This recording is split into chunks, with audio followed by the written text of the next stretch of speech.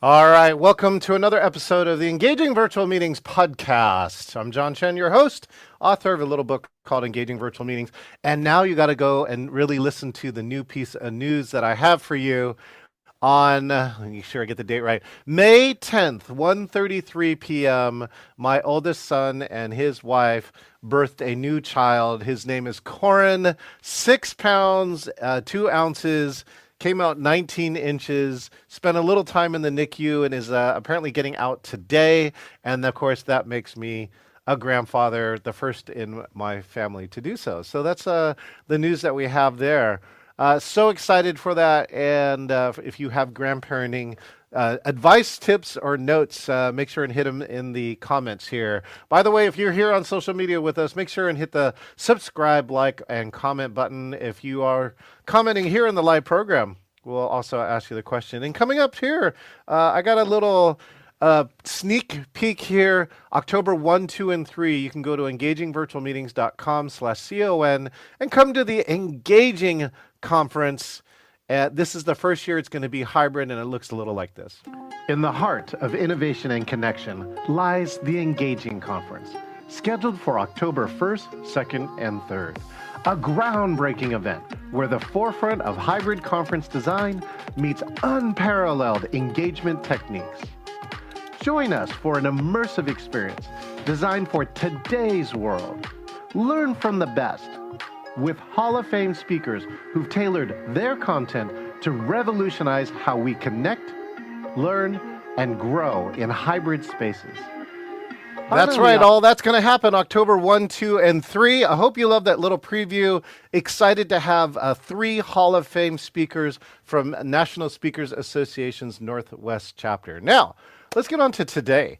We got a guest here who's hailing from Walla Walla, Washington. He's an entrepreneurial type who turns business ideas into profitable businesses, whether you're looking for tech insights or a like-hearted quip. This gentleman's approach brings practical strategies with an infectious enthusiasm for all things tech and entrepreneurial. Please welcome to the stage, Mike Grabham. Hey, Mike, how you doing?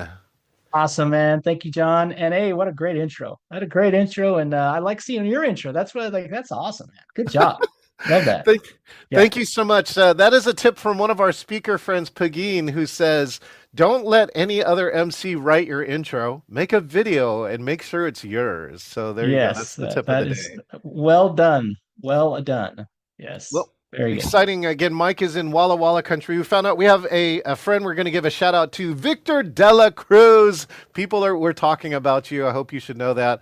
We're going to Yes. try and figure out when to come into Walla Walla. But Mike, let's take this moment now. For my friends who haven't met you, take a moment and introduce yourself, who you are and what you do.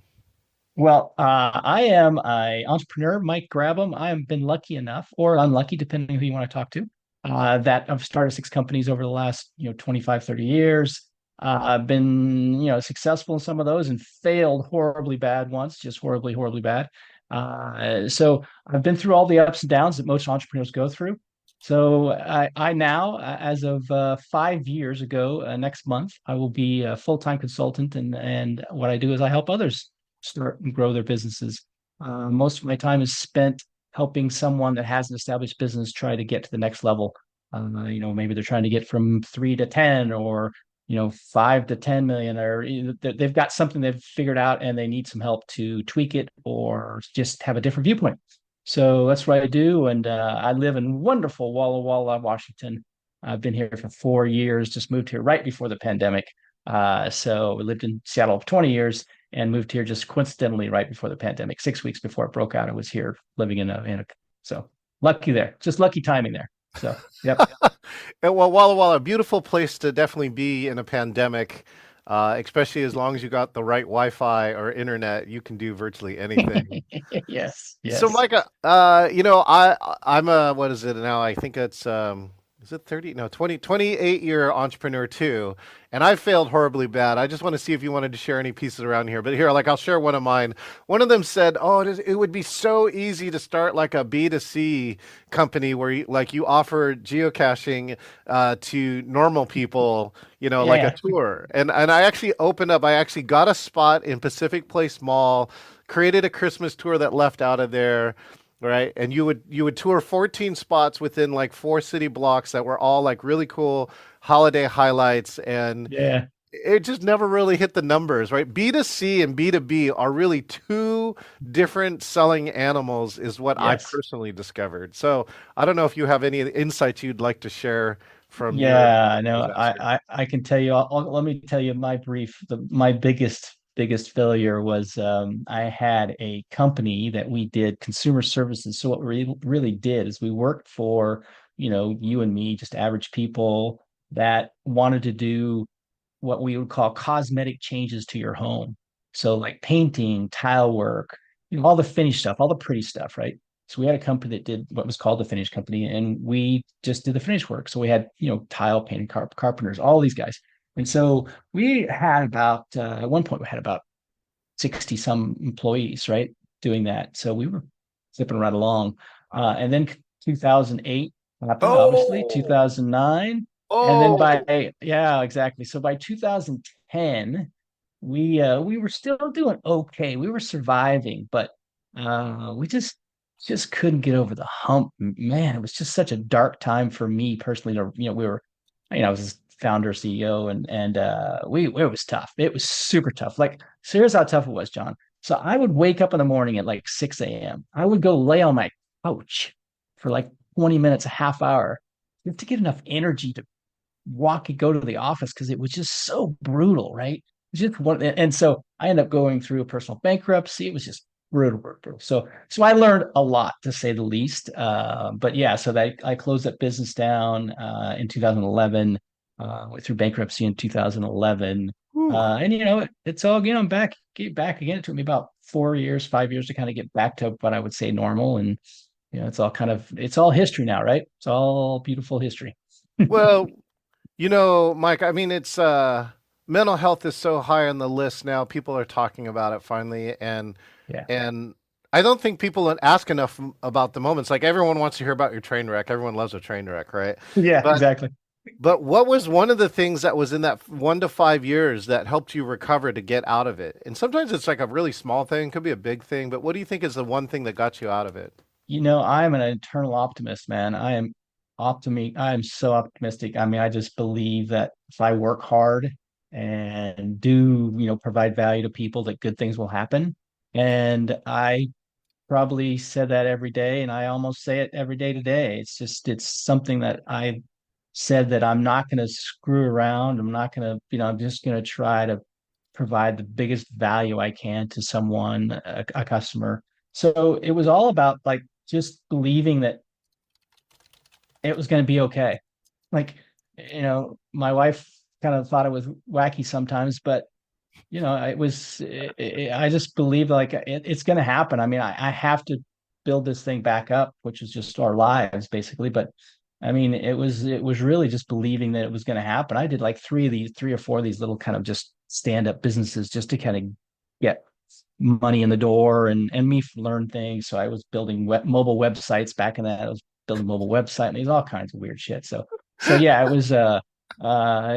was tough, but I think that it was the optimism, just me saying I gotta, I'm gonna live through this.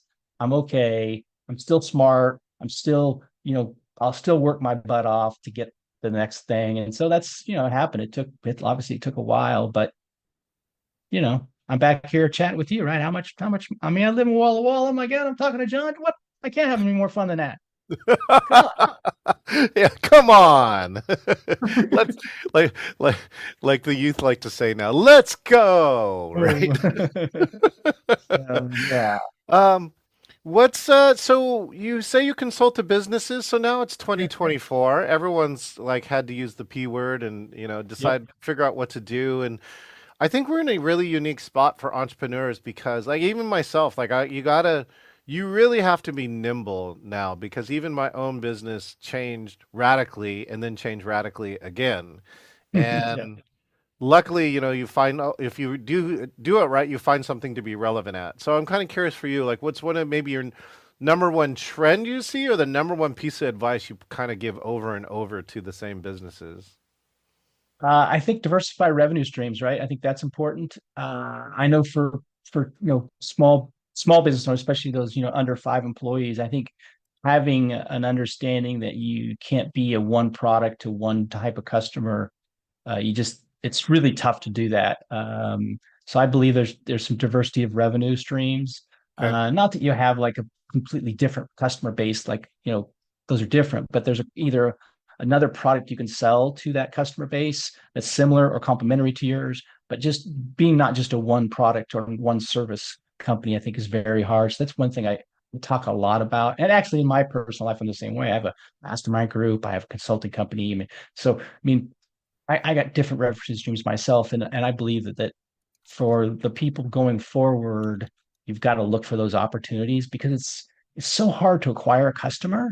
Like if you acquire a customer and it costs you $50, but you can sell 2 or 3 products to them, that's a whole different ballgame. But when you acquire a customer for $50 and you only can sell one product to them, that's a much harder process, right? It's hard to make money. I mean, it's you can still do it. It's hard to make money, and most people I talk to who are trying to grow, they're trying to grow their business in a big way. They're trying to triple or double or their revenue over a 2 or 3 or 4 year period. So they're looking for things that can really change their trajectory of their company. And yeah, finding products you can sell to your same customer base is beautiful when you find the right one, because the acquisition cost is almost zero, right? Right. The customer's already there, so Yeah. they're just buying another product, so that customer acquisition cost goes away, which is huge for certain products and services, especially when you're direct to consumer, right? So A lot of people are talking about what they call lifetime value for a value. client, right? Lifetime. So lifetime value of a client, like a client can start really small, but if they are something where either they rebuy a lot, they bought a big event, they can repeatedly buy big events, right? They become a lifetime large client. And I know that it seems simple, but there's just plenty of business, myself occasionally included, which is we don't we don't go back and figure out what our existing clients want next. Yeah, And yeah, yeah. so going back to pandemic, one of the best techniques, and you don't need a pandemic to do this technique, is just call down your top 100 clients. Just call them, right? And call them, have no agenda. You are not selling them anything, right? Just call them and say, I'm just calling to say, hey, what's up? Yeah, yeah. And if they have time to talk to you, right, you end up having a conversation. And often they'll come back and something will happen. I don't know if you see that, or is there something else that you see as like a top thing Well, to do for that existing clients? that that is the way to figure it out, right? That's the way to figure out that second product or third product or fourth product, whatever that may be, right? Because if you talk to 100 customers, I Mm. will guarantee you will come up with a couple rising bright stars in those conversations, like, wow, I didn't think of that. Or, I heard 5 people talk about the exact same thing, or those kind of sentences. That's the golden, right? That's the golden egg right there when you hear that kind of stuff. And you don't get that by sitting on your butt counting. You have to pick up the phone and call these people and have conversations with them, right? Like I want to chat. I'm not selling anything. I just want to hear how things are going and how can we serve you better, or what have you been doing? Where's your challenges? All that stuff. And you're going to learn stuff if you talk to 100 people and 10 people talk about the same challenge, well, there's your problem. Solve it. If it fits into your product category, solve it.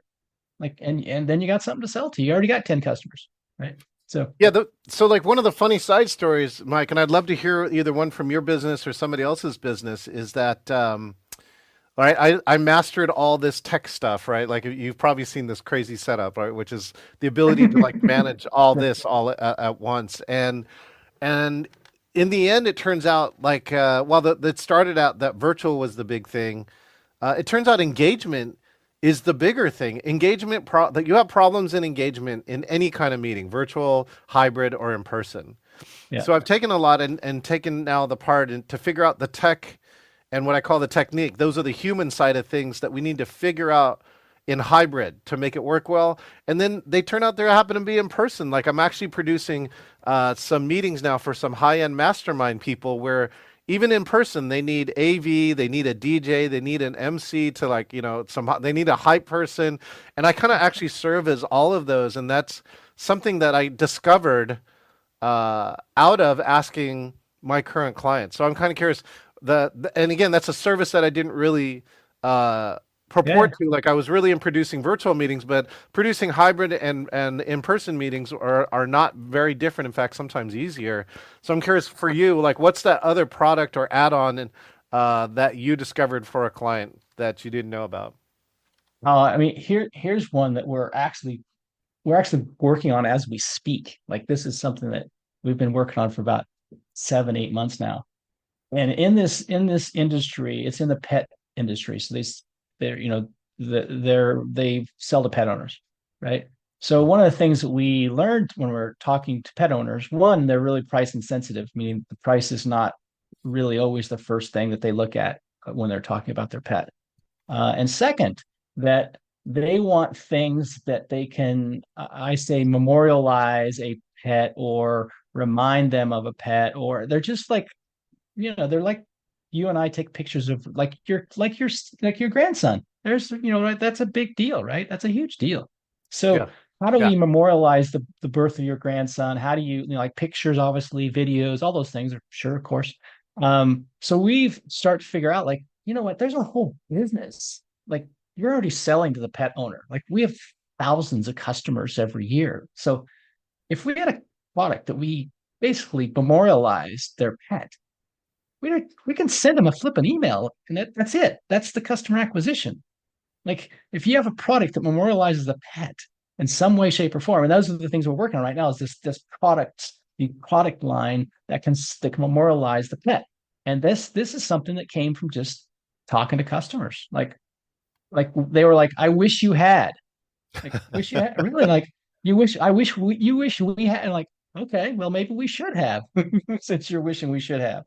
Right. So So yeah. here's a little idea. Maybe we could figure this out because I have at least two friends, including my one of my best friends in high school is now a professional pet artist.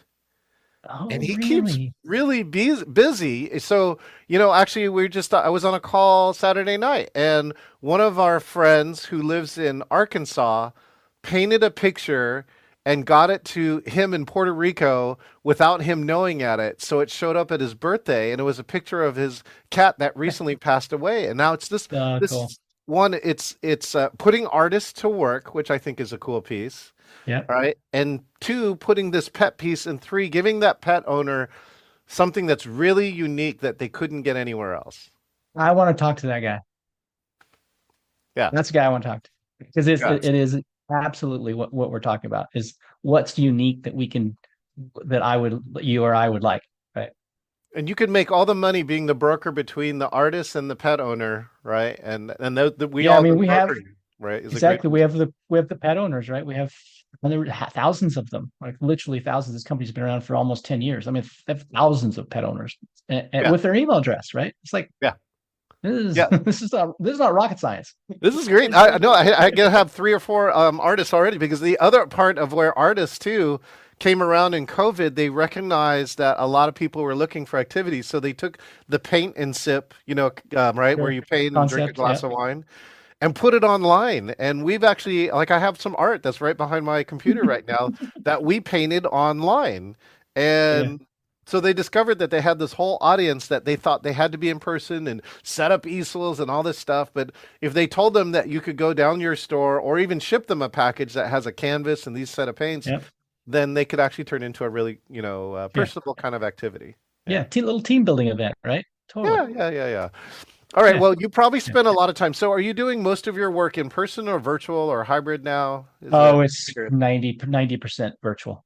And it actually has been even before COVID. okay? Yeah. So, and what was your platform of choice pre-COVID? I'm just curious.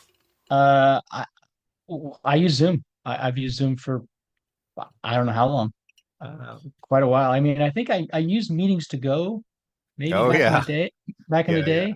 But I yeah. think, I mean, I don't know when I started using Zoom, but it's definitely before the pandemic.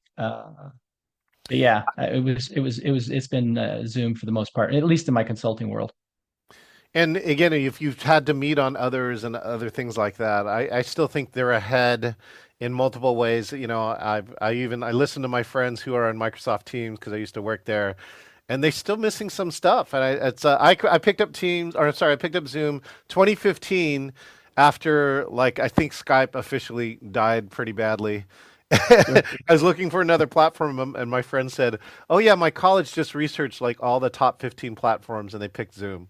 And So so I just yeah, skipped all the research and just logged in and got an account. And yeah, so, no, I think, like I said, I can't remember. I remember using meetings to go, but I can't remember anything else past that because it just seems like I've pretty much just been a Zoom guy, and it's treated me well. I mean, the pandemic's been super good for me because all the people that maybe wouldn't have just been virtual, like 100% virtual, maybe they thought, I don't know if I want to do that. But now it's like it's just so commonplace that you're not going to get some of the best people unless you're able to do that, right? Just like I have two Monday morning calls every week with two clients, mhm. and they're virtual, and even all the employees are virtual. Like there's no one anywhere. It's a virtual meeting. Like there is no, and it's a company that has 60 or 46 employees. Hmm. And all 46 log on to this one meeting? No. But the one group does, and it's 7 people, but like no one's at home, no one's in the office. I mean, they're all virtual, and there's no value to be in person. There's truly no value. In fact, Like there's negative value, which is you would in have to pay fact, there's for an negative value. office. You'd have to drive there. You'd have a commute. Everyone have to be in the same place. You couldn't live where Yeah. you want. It goes on and on and on, right? Yeah, no, they have an office. It couldn't hold all 46, not even remotely close, but they don't need it to hold 46. They need to hold like 15. At a time, like almost like a yeah meeting Yeah, space. Okay, almost almost. so then you've been online for a while. Then, Mike, what has to happen in a virtual meeting for you to be engaged? I mean, there has to be some energy in the room. You have it. You just naturally have it. You have energy in your voice and your actions. That to me is super helpful. I'm a pretty passionate guy, so I don't, I feel like I feel a bit weird sometimes if it's a quiet meeting. I feel like I want to shake the computer, so to speak, right? Shake it up, which I have done a couple times, weirdly enough. But yeah, I think energy is number one for me, and I would say number two is just more people than one or two people engaged. Like let's just say if there's 8 of us on the call, Right, to me it gets really boring if it's just you and me talking. right. Like that's like, and so I'm the guy, and I know you do this because I just know you're pro at this. Is like I'm always like, hey, what do you think? Like, I don't need to like, what do you think? Like, tell me what you're. Just don't sit over there and drink your coffee. Like, speak, right? So yeah, Yeah. I'm Otherwise, always we the could guy have that's like, sent you a video of the two people talking and saved everybody the time. exactly, exactly. So, So yeah, so one of the things is you're always looking out that, and again, it can be as easy as what you just did, which is a question. Well, what do you think? Right? yeah, And it sounds simple, even if they pass, but at least you gave them an opportunity as opposed opportunity. to, right? If I go on and I start clocking here and I keep talking and I pontificate for 6 or 7 minutes, you know, basically that there's no gap for you ever to cut in, Mike. And at some point, you're just going to give up and going, you're right. I am going to drink my Yeah, coffee and do yeah, nothing. exactly. I Right. totally. Oh, this is a good story, John. So I'm here in Walla Walla. So my wife is a sommelier. So we do a lot of wine tasting. So we're out wine tasting, and we saw these friends, and so we they were with their parents, and one of the friends waved me over because I was out talking to some other people, and she's like, hey, come over here. So I walked over and sit down beside her. So now there's 5 people, and the winemaker happens to be talking right as I walked up, which is fine. He didn't, I know him, he knows me. It's no big deal. He literally didn't stop talking for 7 minutes. 7 minutes. He never stopped talking. And I was like, I got to get up. Like, I'm not going to sit here. I don't, I got to go. Like, and it's funny. I just got up and like, I don't know how much longer he sit there and talk, but I'm like, I'm not going to wait another 7 minutes. Like, he literally monologue for 7 minutes. And that's that. You want to turn someone off, do that. So I have a friend who's specializing in brevity right now, Mike. Right? And I gave her this quote, and we think actually now it might become the catchphrase for what she does, which is, "You thought you left an impression, but what you left was a scar." There you go. Right? Brevity is Do probably you good. know what I mean? Like you sat there for Absolutely. 7 minutes. So the first 3 or 4 minutes, okay, I'm interested. At five, you're like, Yeah, six, I totally out. Seven, you have no idea if I'm even here, right? exactly. I actually don't even think you know I'm here. And then eight, you moved, and he kept going, or she kept going, or whoever kept going, and Well, because they didn't even know you left. They didn't even acknowledge you on the way yeah, out. no, I mean, I really walked in front of him. He knew I was like, it's not that big of a like we're at a flipping table outside, right? There's 20 people around. And what was funny is the girl who I saw a couple days later, she goes, he talked for at least 5 or 7 minutes after you left. At least. I was like, you got to be kidding me. He goes, no, he wouldn't shut up. I'm like, holy crap, man. Well, So that's yeah, funny, Mike, too, because like so some of us who, I don't think I'm fully ADHD, but I do have to manage a lot of stuff. And so sometimes the style of doing that, which is like, you can actually come in here and clock a whole sentence that looks like this, but Mike comes and sits down or he logs in and I'm like, and so now we're talking about this important topic. Hi, Mike. And so we're going to keep yeah, going on with it. So if you actually inject the acknowledgement in there, and it doesn't have to take even more than 1 second, but it's like, "Hi, Mike," yeah, right? yeah, Like yeah. you use somebody's name and you actually acknowledge that they're there, then it changes the whole dynamic of that same pontification. Yeah. I might have sat there for 10 minutes. But your impression is he doesn't even think I know he knows I'm here, but he never acknowledged me. Yeah, yeah, absolutely. Yeah. It was just I just thought it almost comical. I'm like, really? Like that's happening. I'm like, okay, it's all good. I mean, but oh yeah. But no, Okay, well, I think brevity is a good thing, my friend. Brevity. okay, best or worst virtual meeting in the last 4 years. You don't have to use names, by the way. Best or worst virtual meeting. Yeah. Okay, so the best meeting, I can tell you, it was about 13 months ago.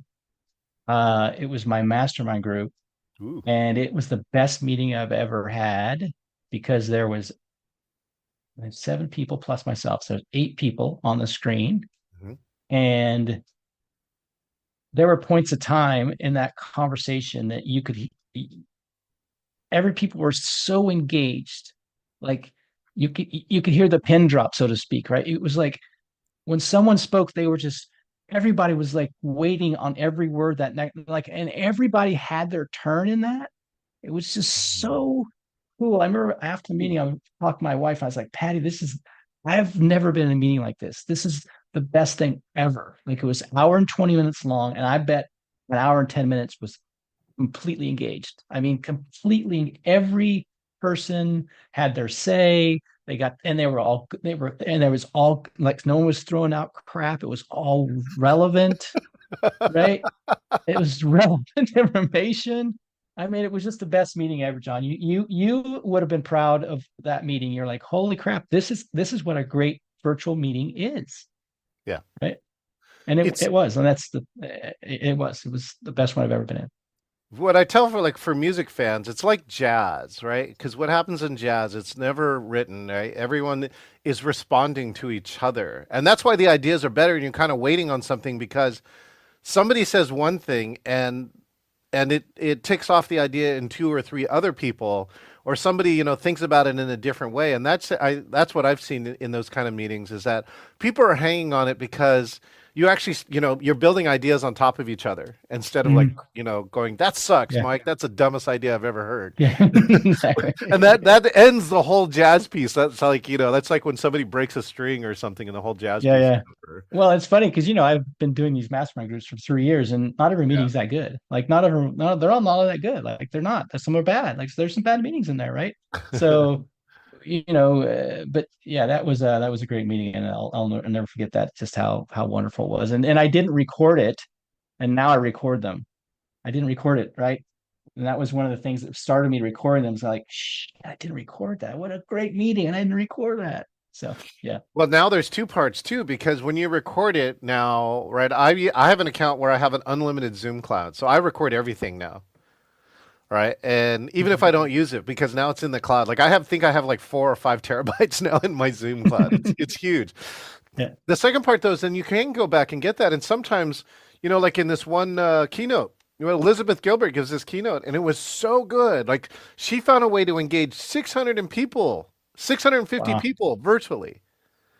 Wow. And now we were able to take the recording and then reverse engineer it, because sometimes what the really valuable thing, Mike, is to take a conversation like that, because there's some magic that happened there that you Absolutely. can't, right? Absolutely. Yep. No matter how much you would try procedural or agenda or Yep. whatever you do, there's something else that happens. This is what makes us uniquely humans, that comes in and allowed that moment to happen. And sometimes though, you can go back and try and decode it and say, but what were some common traits, or what were some things here that Yeah. happened that Yeah. are different than other groups, right? Yeah. That's some of that best practice stuff, right? Yeah, yeah. And then you have some Yeah. gold, and then you ask the people in the mastermind saying, "Can I share this?" And then now all of a sudden Yeah. you Yeah. got something. Yeah. Yeah. Exactly. Yeah. Totally. No, it's Anyways, yeah. all right. Well, let's see what else we have here. What do you see for the future of virtual and hybrid for you? You run your whole business this way, right? You work with Yep. companies that run this Yep. business this way. What do you see like 10 plus years out from now, Mike? Oh wow, man! There's going to be I don't know what these people that own big law office spaces are going to do. I honestly don't know what they're going to do because Commercial real uh, estate could die, right? yeah, there's always going to be a purpose for in-person meetings. There's always going to happen. I think yeah, there's always going to be spots for it, and certain industries are going to be helpful or to be in person. But I think I think as the videos keep getting more prevalent, meaning everyone's used to, because a lot of people, even you have them too, John, where you have someone that will not show their image because they're not comfortable, right? And so like I turn my video on, I don't care. It's always on. I don't care. It doesn't matter to me. It's on. Like if everyone else is off, I'm still on. I don't care. Like who gives a shit? I'm like I don't care. Like you don't I have to. You actually, don't I'll go back on that though, Mike, which is one is I give a shit. have to. Yeah, Okay. And what I so mean by that is that I care enough that I'm willing to show me, because what I also know that, and the reason why I give a shit though, is that it's transmitting all this other additional information even when I'm not talking. yeah, Right? And yeah. so like things like this, like body language, just even head nods, right? Like I'm Hmm. the Hmm. confused face, or like, all of those things I think are so important that people miss out when they turn off their camera. Yeah, so Yeah, much so we have a class, right? They says the class is called Turn on the Damn Camera. It's hilarious, yeah, right? It's 10 yeah, things. exactly. And Yeah. and the flip side about it, Mike, I keep telling people too, is that we have ways now to have a whole meeting turn on their camera where I never tell you to do so though, Mike. Right? So I can get almost everyone. It depends. Some groups are different, but I have gotten entire meetings to turn their camera on without me ever once yelling at the group and saying, "Turn turn on on the the damn cameras. camera." In fact, that's actually the worst way to get everyone to turn on your cameras, to go in and get in your camera. Come on, Mike, turn it on. Push the button. Right? It's like that's not the thing to do. I just had this Sure. happen recently. There were three people in a meeting and they're like, "Oh, we have our cameras off," right? And I just, "Oh, that's fine. I have mine on," and I just kept Yeah. going on. And not Yeah. 7 minutes later, they both turned their cameras on without me ever saying anything. Yeah. Yeah. Yeah. No, That's I still think it's there's still some growing that has to happen for that. So people are very comfortable, and because I believe in 5 years, probably maybe even less, that you're going to have a camera just it's just going to be in your office, and it's going to be it's just going to be part of the thing, and you turn it on to talk to people and you turn it off to not talk to people. Like it's just that simple. It's like it's just there, right? So I think yeah. as people get more comfortable with that, and as companies get more comfortable with that, even because we're hiring at both these companies, we're hiring people, and in the ad it always talks about partial remote or 100% remote, or Yeah. like it's a question. It's not like you just can't assume that. Everyone wants to know that, and then it has value. Like we have one position, it's 1 day a week they need to be in the office, and the other four they can be home, and they're like, "What? This is super. That's valuable. That has tangible value to me, Yeah. right?" Yeah. Yeah. For a lot of people too. Again, the no commute, my life, Yeah, that I can, and ideally people can sometimes section their work off, just like saying, I'm offline during this time, I'll be on later, yeah, all those things. And even now, right, the ability to take a meeting, That's some of my strategy right now. I look through my days when sometimes I have in-person and virtual meetings. I will drive early to the in-person location, run all my virtual meetings so that I can actually just stop and then be there on time Oh, for the in-person meeting. sure. And so yeah, it's all available all to us if we're doing it right. You know, one other thing I think about right now is have you ever heard of this camera? It's called the OBS Spot Tiny 2. It's a new No. webcam and it will actually use AI and will track Oh, where you. follows you. Yeah. Follows you. And I just recently just thought, wouldn't it be really cool to like build an office space? So like you have this camera that's following you and you could have different stuff in different parts of the office. Like there's a whiteboard over here. Oh yeah, yeah, yeah. There's your background over here. There's like something else over here.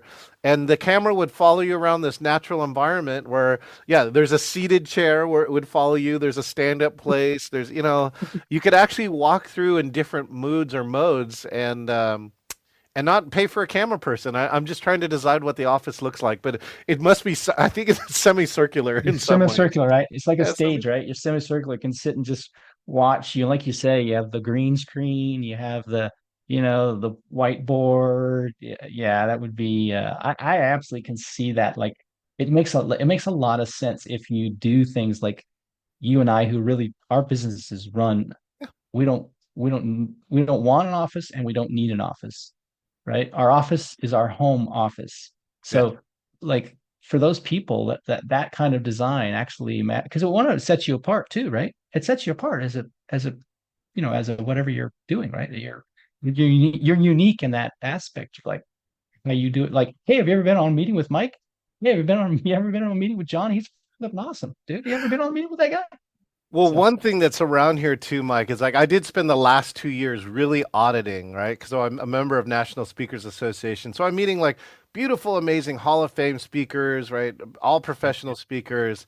And they're doing a lot of virtual now too. And over 2 years, I have come to the conclusion that I now be like I used to I wasn't sure when I said it. Now I really can feel positive because I've experienced like over 1,000 people other virtual meetings that being one of the top in virtual and hybrid mhm. is something that I can attest to because there's some great speakers that are Hall of Fame speakers, but they made their Hall of Fame by being in person. Person, yes, Yeah, and they haven't yet made their Hall of Fame for being in virtual.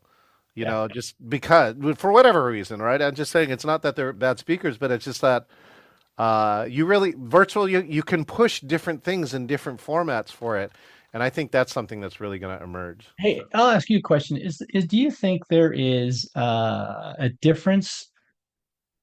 This is kind of a stupid question, but the difference between an in-person speaking gig and a virtual speaking gig, how much difference in the delivery of that is there to you? Like, is it a 50% difference? Is it 100% different? Is it 10% different? What's your take on that?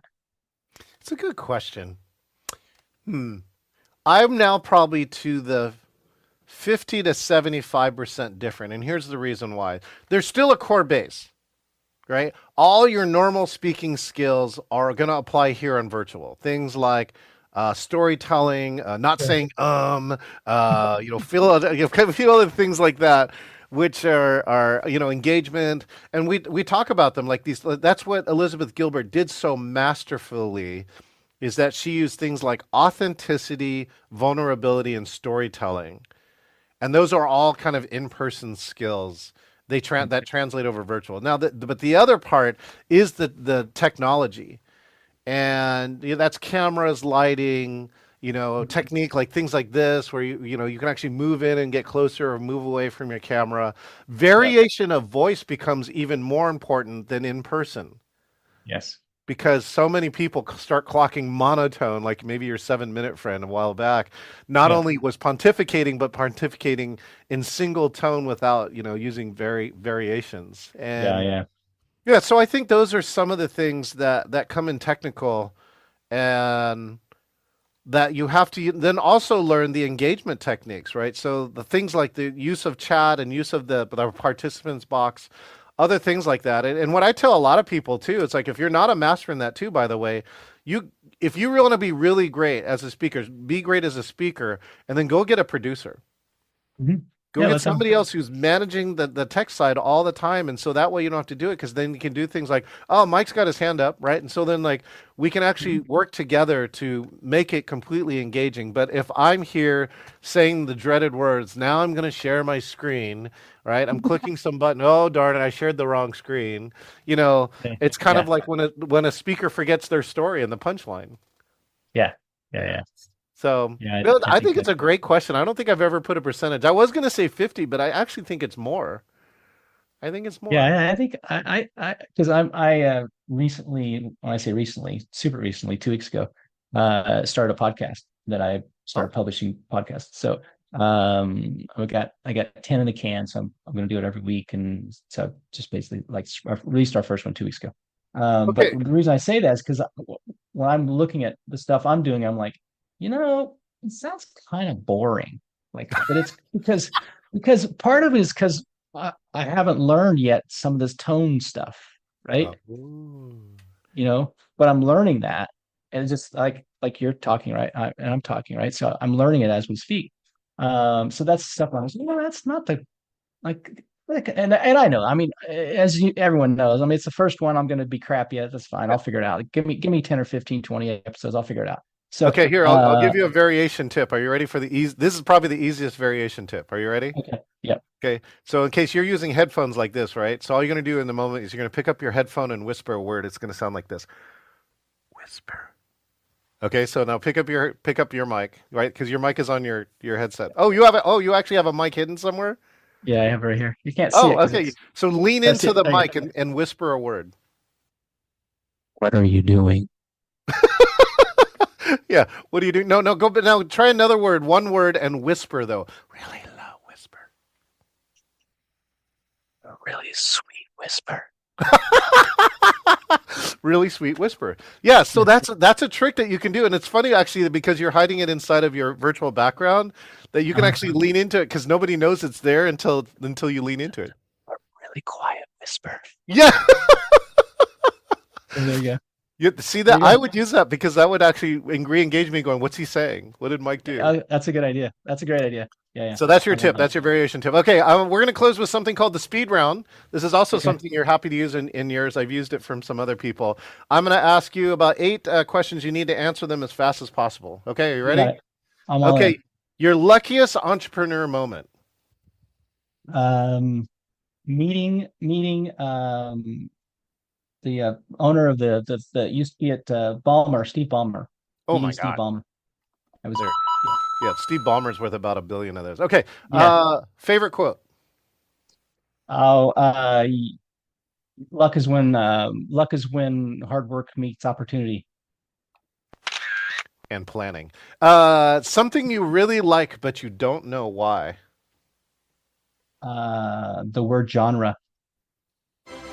Ooh, I like that. Mine is copacetic. A skill you have that you don't use for work. Skill I have, I don't use for. Oh, I can ride my bike forever, forever, forever. Like I love Uh, it. It's the best the thing ever. weirdest revenue stream you've ever had.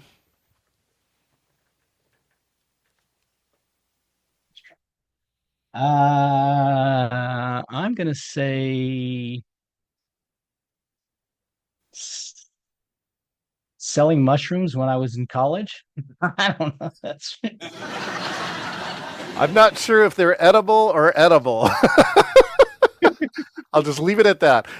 Best way to pick a mastermind for those who have never been in a mastermind. oh, it's all about the group. It's however many you have to be in the group before you can make that decision. You can't make it. You can. There's no way you can make a decision without being in part of the group for at least 15, 20 minutes.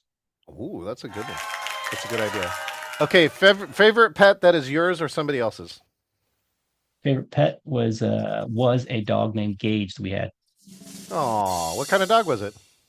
He was he was a big mutt. He was 80 pound, part Rottweiler, part something else.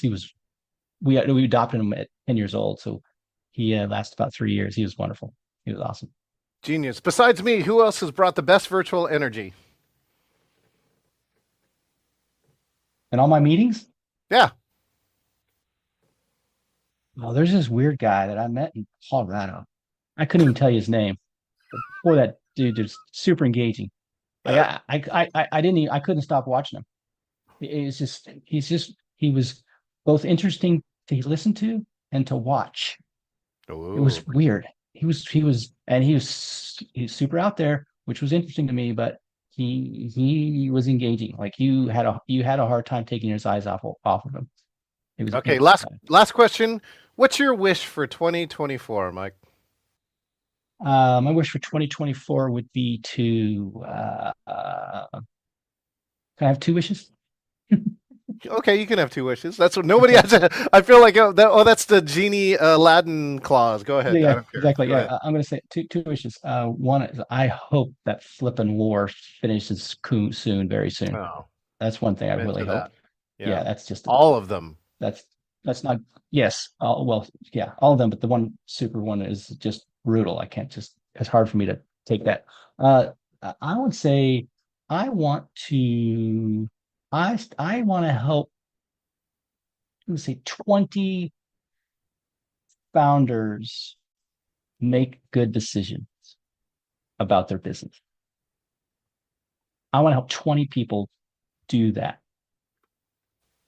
That's a great wish. Great Yeah, wish. And again, entrepreneurs too affect a lot of other people. So it's really a magnified leverage piece, right? Because, on average, every business exactly. owner has 20 to 100 employees probably in your category. So, Yeah, yeah, yeah. So it does. I have to remind people that sometimes. Actually, right. well, cool, Mike. Well, I hope we get a chance to either drink some wine together or I want to invite you to our National Speakers Association. We actually have a quarterly meeting that is hybrid, so you could actually call in and not have to make the Oh, five-hour cool. drive someday. So, I actually might enjoy that. You know? well, Yeah, I actually might outstanding, enjoy Mike. that. Thanks again for being here on the Engaging Virtual Meetings podcast, and we look forward to. Thanks again for your valuable time and advice to entrepreneurs. You are very welcome, John. Thanks for having me. It has been wonderful. I'm so glad that I got to spend some time with you today because you're the master, man. I appreciate all the work you're doing. So keep it up, man. Outstanding. Thank you, Mike. All right, Okay. this is John Chen. And you've been on here on Engaging Virtual Meetings podcast. We've been talking to Mike Grabham, and he's just telling you, make better choices. Could you just make some better choices? Oh, and by the way, could you stop fighting? That would be really a great idea. Speaking of not fighting, why don't you not fight with your social media? Why don't you hit subscribe, share, like, comment if you are out here. If you want to get all the episodes of this podcast, go to engagingvirtualmeetings.online, subscribe on one of your favorite 13 podcast platforms, and here at the conference, the Engaging Conference, hybrid for the first time, engagingvirtualmeetings.com/con. And if you want to be like Mike, hey, look, I got to say that. If you want to be like Mike, go to engagingvirtualmeetings.com/meet, select interview, and you, like Mike, could be the next guest here on the Engaging Virtual Meetings podcast. We'll see you next time. Don't we start people and keep old people? Show you got heart.